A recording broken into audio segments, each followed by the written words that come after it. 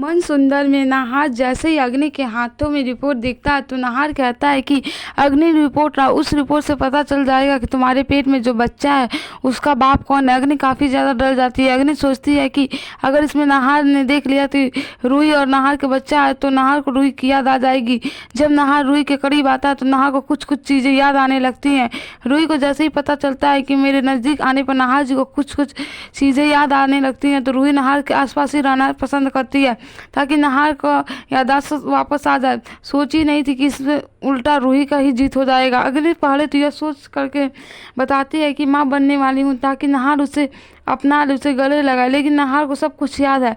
नाहर जानता है कि वो सिर्फ अग्नि से प्यार किया था, ऐसा कुछ नहीं है। नाहर जैसे ही पढ़ता है कि उसमें रूही और नाहर का नाम लिखा हुआ तो अब नाहर को पता लगने लगता है कि यह रूही कौन है। उसके बाद खुद ही छोटी माँ यानी कि सोनी दिखाती है कि नाहर तुम्हारी शादी इसी रूही से हुई है बेटा। तुम्हारा एक्सीडेंट होने की वजह से तुम्हारा 1 साल के अंदर का याददाश्त जा चुका है। इस रूही कोई घर की नौकरानी नहीं है, वह तुम्हारी पत्नी है। यहाँ पर नाहर को विश्वास नहीं होता है।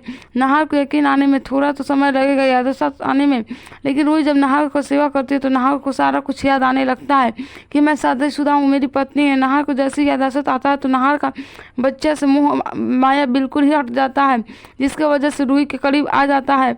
अग्नि यहाँ पर काफ़ी ज़्यादा परेशान होने वाली है क्योंकि नाहर को बच्चे को मोह माया नहीं अग्नि के पास रखा हुआ था, लेकिन अब नाहर को जैसे याद आता है तो उसको सिर्फ अपनी पत्नी चाहिए। नाहर के याद आने के बाद नाहर को अग्नि से नफरत भी याद आने लगता है, जिसकी वजह से नाहर अग्नि को अपने आंखों से दूर करने लगता है। अग्नि के ऊपर खुद ही उल्टा पड़ जाता है। नाहर कहता है कि अग्नि मेरे बच्चे को जन्म नहीं देगी क्योंकि अग्नि ने मेरे साथ जो की है मैं उसको कभी भूल नहीं सकता हूँ।